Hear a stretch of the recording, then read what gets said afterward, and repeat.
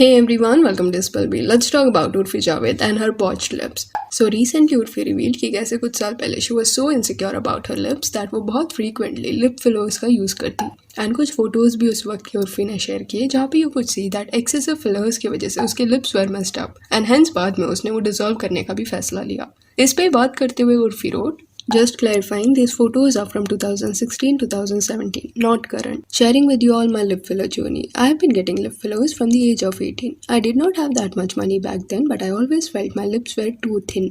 And I wanted bigger, fuller lips. I went to Dermat, we were ready to do it for less. And these were the results at times. I had to get them dissolved. And mind it is the most painful thing ever. I'm not telling people to not get them. But in fact, what I'm trying to say is just be careful while getting fillers or Botox. I still very much have lip fillers. Just that I know what suits my face. And I know now less is more.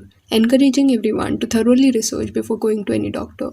If you have some insecurities about your face or body, instead of hating yourself or your face, it is just better to opt for fillers or surgeries, but from a very good doctor only. So it is really great that Urfi ने अपना experience share किया and ये भी बताया कि कैसे eight times lip fillers को reverse करने का जो जर्नी होता है वो बहुत ज़्यादा पेनफुल होता है.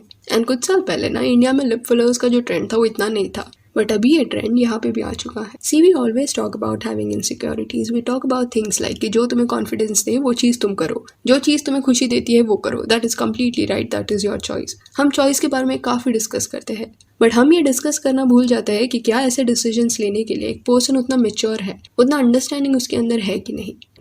That I want to get a nose job, that I want to get a nose job, that I want to get a nose job. I don't like my nose. 18 years on paper एक as है जिसके बाद लोग बिना रोक टोक के अपना decisions ले सकते हैं. बट आई पर्सनली फील 18 हो गया इसका मतलब ये नहीं है कि वो मेच्योरिटी एक पर्सन में आ जाएगी. स्टडीज के अकॉर्डिंग ना brain finishes developing and maturing in mid and let 20s. So what happens is that कि टीनेज ईयर्स में कई इनसिक्योरिटीज होती है लोगों को, नाक को लेके, लिप्स को लेके, स्किन कलर को लेके, दूसरे बॉडी फीचर्स को लेके.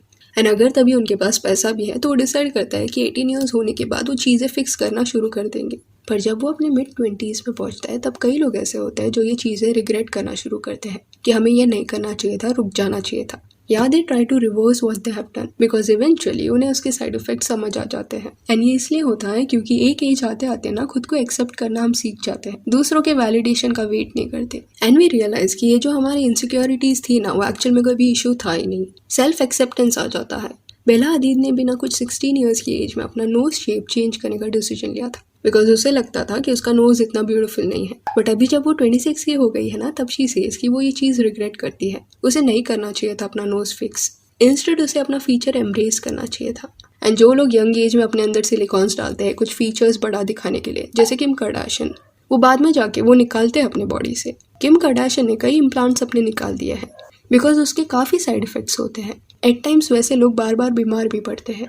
And I am saying all this because आजकल ब्यूटी स्टैंडर्ड्स में फिट होने का प्रेशर अलग ही लेवल पे है. अगर आप वो स्टैंडर्ड्स में फिट नहीं होते तो सोशल मीडिया पे एट टाइम्स बॉडी शेमिंग भी होता है. ऑफकोर्स सबको हक है कि जो उसे पसंद है वो कर सके, पर अगर एक पर्सन एक मोमेंट पे खुद के लिए अच्छा क्या है ये समझने की मैच्योरिटी में नहीं पहुंचा है, देन उसको अगर कोई उसके पेरेंट्स या घर के बड़े गाइड करते हैं या टोकते हैं, देन आई फील उसमें कुछ गलत नहीं है. उनकी बातें सुन लेनी चाहिए क्योंकि उनके एक्सपीरियंसेस हमसे ज़्यादा है. I remember there was a time when even I was influenced by this trend and I used to think fillers are amazing. जल्दी आपको फुलर लिप्स मिल जाते हैं, but my mom always used to say कि fillers की तुझे क्या ज़रूरत है. And she never allowed me.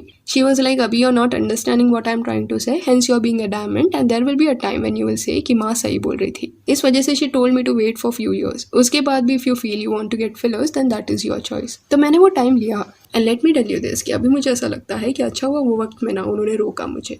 अभी I feel I don't need it and वो सेल्फ एक्सेप्टेंस ना धीरे धीरे आ जाता है. इसलिए certain things shouldn't be normalised. Just because west में चल रहा है तो यहाँ भी चला, वैसा नहीं होना चाहिए. एंड इट इज़ ग्रेट कि उर्फी ने फिलर्स डिसॉल्व करने का भी पॉइंट उठाया कि वो रिवर्स करने अगर आप जाओगे तो it is very painful. And जिनके पास पैसा होता है ना वो ऐसे प्रोसीजर्स आराम से रिवर्स कर पाते हैं, अदरवाइज ये सब भी एक्सपेंसिव रहता है. जैसे कई केसेस में लोगों के लिप्स नम हो गए, फीलिंग वहाँ से चली गई है, पर्टिकुलर एरिया अफेक्ट हो गया है. एट टाइम्स कुछ केसेस में कुछ पोर्शन ऑफ फिलर्स लिप में रह गए हैं एंड जेली जैसा टेक्सचर वहाँ पे बिल्डअप हो गया है जो डिजॉल्व करना ईजी नहीं है. एंड ऐसे जो अलग अलग बॉडी फीचर एनहांसमेंट प्रोसीजर्स होते हैं ना उसके कई साइड इफेक्ट्स होते हैं. जैसे शर्लिन चोपड़ा का केस ले लो, you can just see that excessive enhancements उसने कर लिया है खुद पे. ऑलरेडी वो हेल्थ प्रॉब्लम से डील कर रही है. 2021 में शर्लिन किडनी फेलियर से गुजर चुकी है। रीसेंट इंटरव्यू में शी रिवील्ड दिस। स्टिल फिर भी उसने अपने बॉडी पे एक प्रेशर अभी भी डाला हुआ है and that is a really sad thing. अभी ऐसा लग रहा है एज इफ कहाँ रुकना है वो उसे समझ नहीं आ रहा। वो constantly fillers and silicones use कर रही है।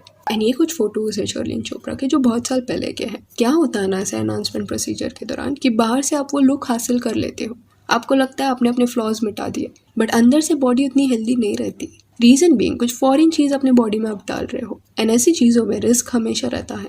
ऑल्सो आई एक्नॉलेज दिस कि कॉस्मेटिक प्रोसीजर्स ने कई लोगों को लाइफ में कॉन्फिडेंस दिया है। जैसे क्लेफ्ट लिप करके कंडीशन होता है जो आपको स्क्रीन पे दिखाई देगा।